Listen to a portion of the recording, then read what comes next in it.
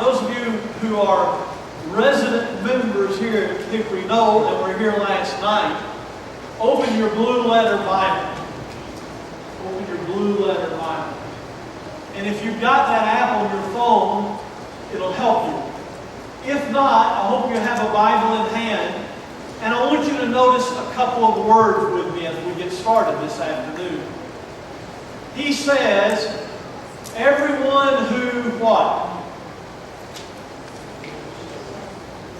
All right, it's after lunch and you have to sleep. And I'm not cornerstone, so you're wondering. All right, everyone who what? Hears. Anybody have a translation that says anything other than hears? Anybody? All right. Anybody have a King James translation? Anybody have a King James? The old King James? Anybody? Anybody in the room have a King James translation? Only half you do. Okay, that's good. That'll work. What does it say? Anyone who what? Who said that? I didn't hear it. Hear it. You don't have a Bible in hand. You're quoting from memory. Anybody who heareth. Now, I like a lot of different Bible translations. I'm not a translation guy. I don't have one that I like the most. But there are certain places I like certain translations more. And here I like the King James because it uses that word heareth. Can you say heareth? Heareth. Heareth. Everybody, can you say heareth? Heareth. Heareth. You know what? The ETH on the end of any word in the King James means, you know what it means? You may know? Continually. I'll say a fancy phrase here, make me sound really intelligent. It denotes a continual action. Okay? So you hear your parents sometimes, right? But a lot of times you don't hear your parents. You just hear them. Right? You don't keep on listening. Oh, that's mom and dad, they're going off. You just kind of hear them. You hear them, but you don't hear them. Anyone who heareth, they keep on listening. The word there in the Greek is what? Anybody pull out the blue letter Bible and see the Greek there? We looked at it last night. We didn't look at it in this verse. Akeo, I believe is the word there. Akeo. And anyone who hears these words and what? Believe. No, not believe. Does. Do it. Anybody have a different translation that says something other than do it? Obeys. All right. Anybody else? Puts into action, someone says. Or one translation, I think it may be the ESV, says acts on them. The King James says doeth. ETH, doeth. It means keep on doing. It means you continue to do it. Whoever hears these words of mine and doeth them. I liken him to a wise man. Not just hears them one time, walks away. He keeps on doing them. He keeps on hearing them. Turn to your Bibles to James chapter 1. James chapter 1. I believe, and I told you when we started today, that this is going to be the shortest session. Didn't I tell you that? So just get ready, all right? You ready for a short session? James 1. You there? Huh? You there? Verse 22. Chapter 1, verse 22. Can you read it for me? I mean, does my answer to that depend on if you're going to read it or not? Okay, you don't have to stand up. But go ahead and stand up. But be doers of the word and not... Oh, wait. Be what? Doers. Doers. Be doeth'ers. Right? Be doers of the word. And what? And not hearers. Not what? Hearers. Hearers. Hearers. Hearers, right? Be doers of the word and not hearers only. Be doers of the word. You know, James chapter 1, verse... You don't see that? James chapter 1 is kin to Matthew chapter 7. They're brothers, aren't they? Jesus said, whoever hears, and James says, whoever does and is not just a hearer, right? He's a doether, not just a heareth. Whoever doeth the works, whoever does these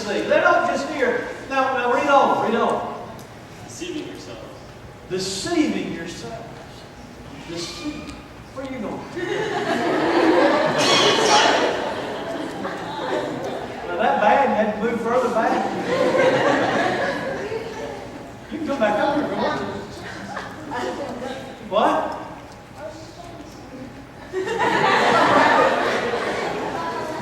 I hope it's all right. Is it good? Thank you. Very good. Thank you for saying that for me. I appreciate it. All right, so deceiving. You ever deceived yourself? I was driving down the road. You sit down now, George. Thank you. I like your name, by the way. I've got a friend named Big George. Big George. He's a big guy. So I was driving down the road the other day. It was late at night. And I've been to camp. I love going to camp. I've gone to about 10 camps this summer. Not as many as important as you guys, but I've gone to several camps this summer. And I like preaching at camps, and I like hypnotizing at camps. I love going to Christian camps and being around Christian young people. But you know one of the fun things about camp? Do any of you, when you go to camp, y'all got a camp coming up, don't you? Where are you, Scott? You got a camp coming up, don't you? Yes, this weekend. And it's called Charge, right? Charge. It's a credit card camp, right? That's right. Charge. So you're going to camp. And one of the things you do when you go to camp, Justin, is what do you do late at night? You sit around, no, you don't go to bed at camp. You don't go to bed. You sit around the campfire one night and you tell the story. Y'all never done that? Y'all do that at camp. So I've been to this camp and they sat around and they told ghost stories. And I'm driving home late at night. It's about a 4-hour drive. When we get home about 1 in the morning when I'll get home. I know how late it is. I'm driving home. And you know what I see when I look in my rearview mirror? There's somebody in my back seat. We've been telling ghost stories. And I was so afraid. I was afraid to look in the rearview mirror again because I was afraid they'd still be there. But I'm afraid not to because if I didn't look at them, they'd kill me. But if I look, they know I'm really with them. And I'm scared to death. And you know what I was looking at? Yeah, myself. I was on the corner of my head and I was like, oh! You know what I did? What'd I do? No, I didn't. It wasn't my pants. No, his word. Start praying. That'd be nice. Listen to what I did. James chapter 1, verse 22, I what? No, I didn't do it. What? I deceived myself. You ever deceived yourself? James says, listen folks, James says, if you go to church and you sit there and you think that you're a Christian because you go to church and you sit there, you're a Christian, you are, thank you, deceiving yourself. And I talked about black preachers earlier. And I kind of felt bad. I was hoping I didn't offend my black brethren here. Bryce. You scared me to death. You scared me when I scared you. I said, you woke up though, didn't you? You scared me to death.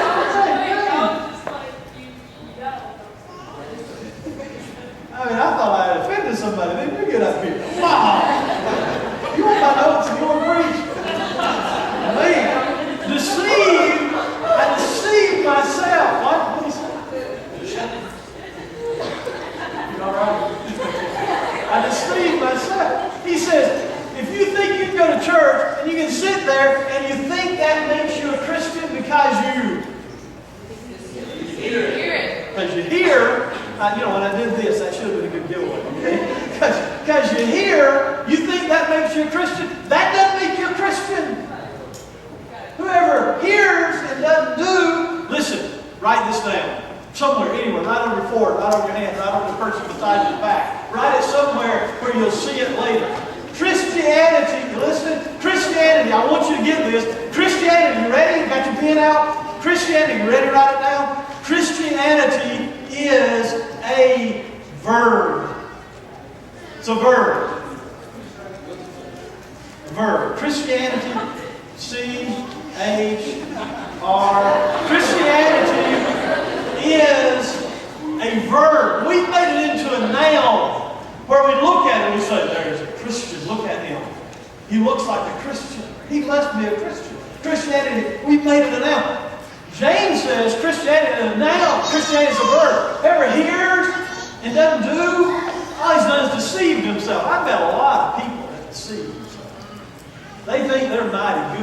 way they look, the way they act, they're not really Christian.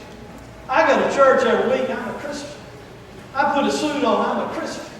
I sit at every service. Man, we can set a dummy up here on the front row and put them in a dummy and put them in a red shirt, khaki pants, and red shoes. And that dummy will be as good a Christian as most people nowadays. We define Christianity as what you don't do. God defines Christianity. Listen, God defines Christianity as what you do, not as what you don't do.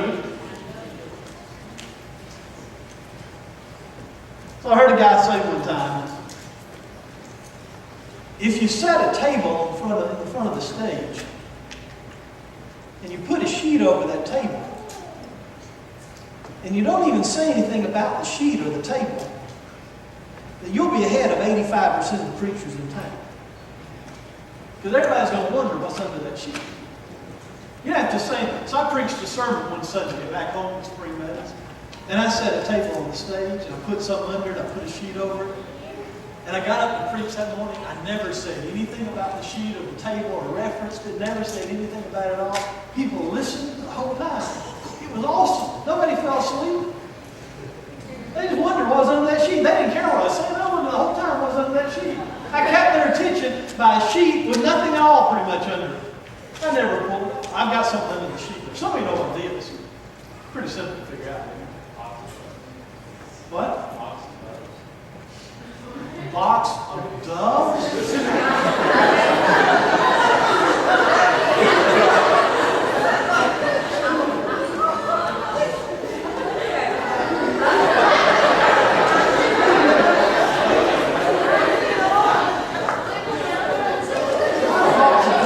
Okay, I don't know what he's saying. You ready? What? I think I'll just leave it. So, Christianity is a verb. Christianity is a verb. It's a verb.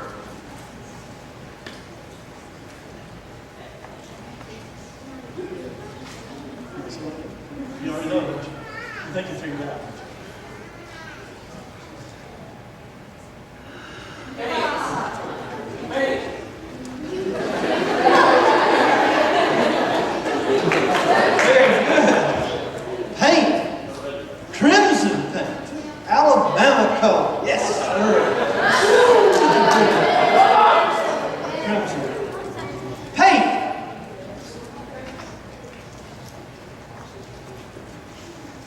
So, I invite you over to my house at 1003 Cheever Circle, Springfield, Tennessee. And I say, hey, I want you to come to my house. My wife and I got some new paint.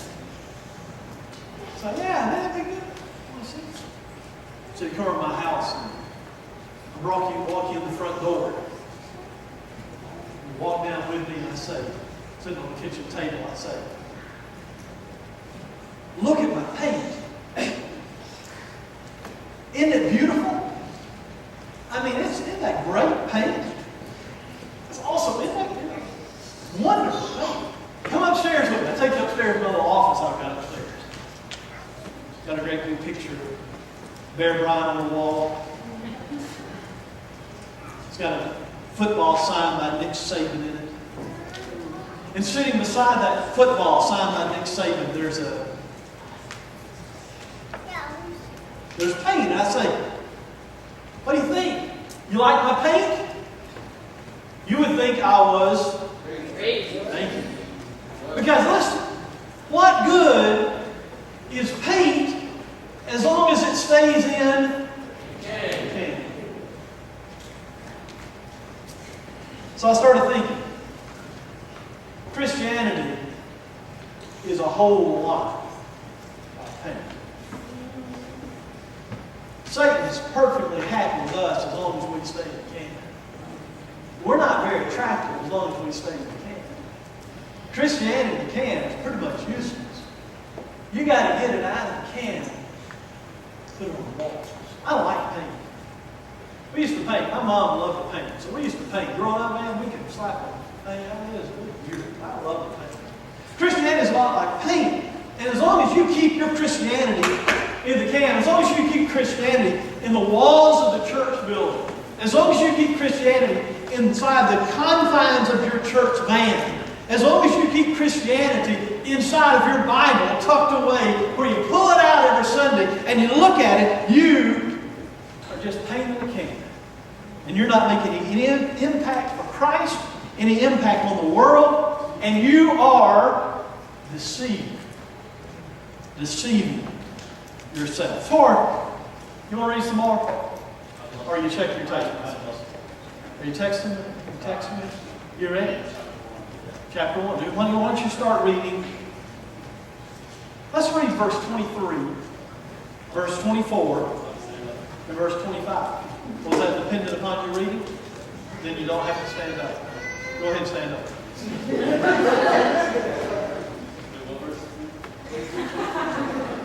Thank you, Justin. I appreciate it. Go ahead. For if anyone is a hearer of the word and not a doer, he's like a man observing his natural face in a mirror. He's like a man of what? Observing his natural face in a mirror. Now, how many of you, when you walk by a mirror, observe your natural face? Now, I know none of you women do, because you already put something over your natural face, right? I'm sorry, you know. Put something over that natural face. Observing his natural face in the mirror, and what does he do? Read on. For he observes himself, goes away, and immediately forgets what kind of man he was. What do you do when you walk by a mirror? You check yourself out, don't you? Check your hair out, check your gut in a little bit, maybe you move the paint around a little bit on your face, you know. Okay, go ahead. Read on. Talk to you. But he who looks at the perfect law of liberty and continues in it, and is not a forgetful hearer, but a doer of the word, this will be blessed in what he does. Look at that. Now, guys, I'm getting into tomorrow night's sermon a little bit, so I've got to be careful, because I don't want to preach tomorrow night's sermon today. I want to preach tomorrow night's sermon tomorrow night, and listen to what he says. This one will be blessed in what he does. Not what he hears. We come to church and we think, man, I want the lesson to bless me. I want to hear a lesson. I want it to bless me. I want to be blessed. He says, you're blessed in what you do. Not what you hear. Now, I'm not against preaching and hearing. I kind of like it. I've been doing it a long time.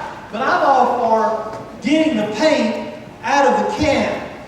Because when you get the paint out of the can, it is beautiful. Let me tell you a little about Christianity. Do you mind if I get real personal with you a minute about Christianity and talk to you real straight about it, especially those of you who are younger?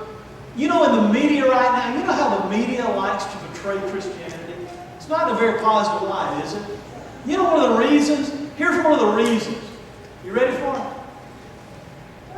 Because they don't like our teachings. They don't like what we stand for. They don't like our doctrines. And if all the world knows about us is what we teach and what we stand for, I'm for them knowing that. But if that's all they know, we're no more than the paint in the can. But you want to make an impact on this world? Get out of the can and start putting yourself on the walls of people's lives and in the community, affecting the things around you. Put the paint on the wall. Do something with your Christianity. And you know what then people say about Christians? Man, those folks are good. And that hurricane came through and Christians made a difference. That tornado came through and you know who was there? Christians. You know, I lost a loved one. They had cancer. You know who came and stood beside me? Somebody got the paint out of the can and put it on the wall. You want to make your Christianity, young people, affect something? You want to build your house on the rock? Be not a hearer, but a doer. Our beliefs in the can, the church institutionally often looks pretty bad. I go into communities and preach. And if I go in and talk about the Church of Christ, sometimes people kind of get a little offended. I don't like the Church of Christ. They believe this, they believe that. Usually wrong in what they're saying, but they say that. But then if I say, hey, you know Ron Davis? Yeah, I know Ron. And everybody in this community knows Ron. He helps more people in this city. You know Jim? Yeah, I know Jim. You know Sue over there? Yeah, man. Sue cares for children in this community more than anybody I've ever seen. You know what those people have done? They've taken it out of the can, out of the institution, they put it on the wall, and they made an impact. They made a difference because the paint got out of the can. There's a problem with paint. Here's the problem with paint. You ready for the problem with paint? You ever, anything back at home, in the garage, or your building out back behind your house where you put the stuff that wouldn't fit the garage because the garage is already full of stuff? You know, that building out back? Have some shed? Okay, thank you. I appreciate the help there. Need all help I can get. You got any cans of paint that if you open them up, they're not paint anymore? They're just yuck? You know what I'm talking about? You got them out there? I always wonder why we keep, you know why we keep it around? I mean, if you do that, you're better than I am, but I don't know why we keep it around. It's not any good. You couldn't use it if you wanted to. It's just corroded paint in the can. You know what happened to that paint? Listen, you know what happened to that paint? You know why that paint did what it did? Somebody snuck into your house one night when you weren't looking, and they poured some sand in that stuff, and it made it. You know what made that paint go bad? You know what makes good paint go bad? You ready? This is genius, man. This took years of schooling for me to understand. Scott, are you ready for this? You know what happened to that paint? Nothing. Nothing happened to that paint. It just sat there. And if you want your Christianity to corrode and be worth nothing, you know what you do? Nothing. You want to not make any difference in this world? Do nothing. Good paint can go bad. Galatians 5 verse 4 says you're fallen from grace. You've alienated yourself from Christ. Matthew 5:13, this sermon where the people marvel right before Jesus says this about building your house on the rock. He said, if you are the salt of the earth.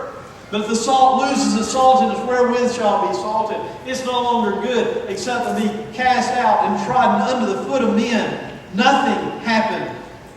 That's what makes good paint go bad. Now, I want you to turn your Bible. Stay with me. You awake? Everybody awake? I need to quit? I need to shut up? Turn to 1 Corinthians chapter 15. Nobody said to shut up yet. Except that little child that cried when I said it's time to quit. When the adults start crying, we'll shut up. 1 Corinthians 15, verses 57 and 58. I love 1 Corinthians 15.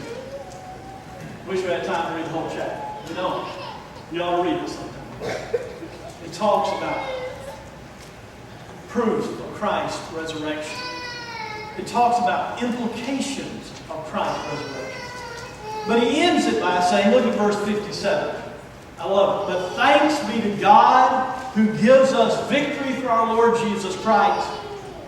Therefore, my beloved brothers, be steadfast, immovable, always abounding in the work of the Lord. Now, I want you to highlight, I want you to underline, I want you to note, I want you to make a middle notation of two words in that verse. The words always abounding. Always abounding. It's an interesting word. You know what the words always abounding literally mean? Listen. It means overdoing it. Ever anybody tell you you're overdoing it? Man, you're working too hard. You're overdoing it. You ever see anybody, man, you travel too much. Man, you drive, you work too hard. You're overdoing it. You need to slow down. You need to back off some. We don't have a lot of overdoers anymore. We're kind of a lazy nation.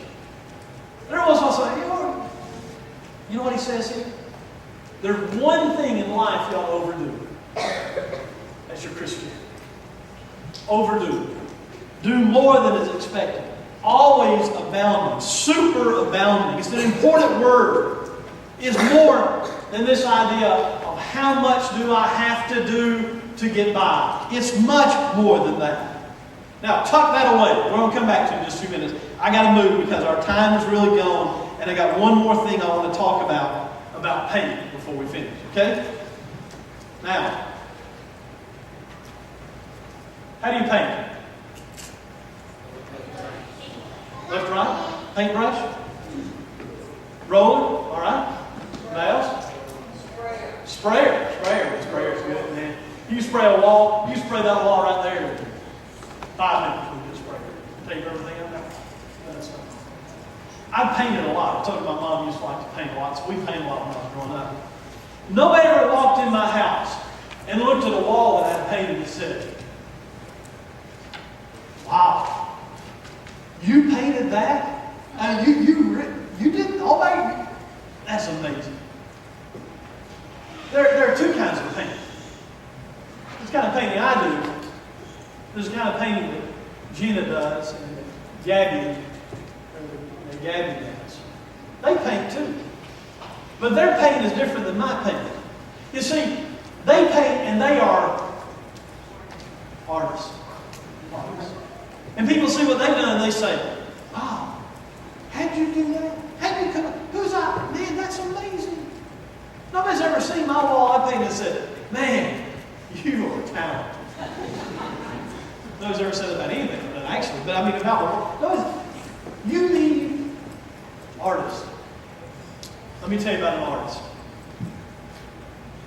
7 times in the Bible, it talks about God's artistry, God's masterpiece, God's workmanship, according to what translation look at. 7 times that word is used. 6 of the 7 times is in the Old Testament. 6 of the 7 times is talking. You with me? I'm going to quit just a minute. 6 of the 7 times in the Old Testament is talking about the items that were in the temple. I visited Jerusalem a few years ago. It was a great trip. And I went to the temple project in Jerusalem. And the Jews in Jerusalem, the people who live in Israel, have gone back and they found the descendants of the people that built Solomon's temple, that made the items in the temple. They found their descendants. That's how many thousands of years ago? 3,000 years ago. They found the people, the descendants of those people. Jews are great at keeping records because of the lineage of the Messiah they believe, that they believe has not yet come. 3,000. They went back and they said, we want that family to make the same items, replicas of all the items that were originally in the temple. You know those items? The table of showbread, the golden candlestick with the labrys, the basin. They're all overlaid with gold. They were very exquisite. They were very beautiful. 6 times in the Old Testament it says they are the workmanship, the artistry of God. There's one other place that word is used. It's in the New Testament. I want you to look at it. It's in Ephesians chapter 2. Ephesians chapter 2. And it's verse 10. You with me? Ephesians 2, verse 10. You're not going to be surprised with this. I built it up enough. You're already going to say. But I want you to hear it. But you are God's work of art, workmanship, artistry, masterpiece. Every time in the entire Bible that word is used, it's talking about some exquisite work of art that was fashioned for a specific purpose, including this time. You are God's work of art, designed, molded, created by Him. You are His work of art. When God hangs a picture on His wall, it is of you. And He says, look what I made. Look what I made. Always about. His name is Rob. Rob had not been a Christian very long. He was in his mid-20s when he became a Christian. And he went to the preacher and he said, Preacher, small church. I'd like to lead the closing prayer today. Would it be all right? He said, of course. I love it. He didn't have the words all right. Probably made a couple of grammatical mistakes. Didn't mess with him. A few weeks went by. Rob went back to the preacher and said, Preacher, I'd like to lead the opening prayer. You know that long one, the first of the service. Can I do that? Yeah, you can do it. He led the prayer. He stuttered a little bit. He did it. A few weeks went by and the preacher said, Small church. My wife and I are going on vacation. Next Sunday you won't have a preacher. You'll meet and take the Lord's Supper and sing a song or two. Then you'll dismiss and go home. And Rob raised his hand and said, Preacher, I'd like to try to preach. You mind if I try to preach? What would like you to try? Say, Rob? He said, I stood in front of the audience. I held on to the pulpit so hard I was sure that I left grooves in it. I was positive the people in the front 3 rows could hear my knees knocking. I was so scared. But he made it through. A few weeks went by, a couple of months. The preacher said, my wife and I are going to be in Arkansas next week. I'm preaching a meeting up there. You won't have a service. You'll just meet for the Lord's Supper and sing a little bit. There won't be a sermon. Rob said, preacher, do you mind if I try to preach you? Of course. If possible, it was worse the second time than the first. You could see the rings of sweat on his arm. See it pouring off his forehead. He kind of got lost in the sermon and went back and re-preached the first part of it again. And then people couldn't follow. It was just ugly. And as people were leaving, that older lady walked up to him. Said, Brother Rob, that's hard for you. I can tell it is. Why do you do that? I want you to hear this. He said, I will do things for my Lord that I won't do for anyone else. Because my Lord did for me what no one else could do for me. What does a piece of art that God is painting with your life look like? You see, the paint doesn't get to say, I see jealous paint. I wish I could preach. I wish I could sing. I wish I had this person's money. I wish I had this person. The art, the paint doesn't get to say. The key to the paint being good paint is being good paint and being in the hands of the right artist. And today I want to close with a question. Are you in the hands of the master artist? If you're not a Christian, there's not a person in this room that would not celebrate with God when you say, I'm ready to be one. This is your moment. This is your time to let God be your master. To let God work with you. You come to Him. He'll baptize you into Christ. He will make you new. You can be His this very day. If you're His child and you stopped living for Him, you've gone out and you started painting over what He's done and trying to paint all on your own, and you've taken the art brush out of the Master's hand and you've tried to make it all about you instead of about Him, that's why you messed up. You come back submitting to Him. Put yourself back in the master artist's hands. Will you come to these things? Create me a clean heart, O God, and renew a right spirit within me. Create me a clean heart, O God, and renew a right spirit within me. Cast me not away from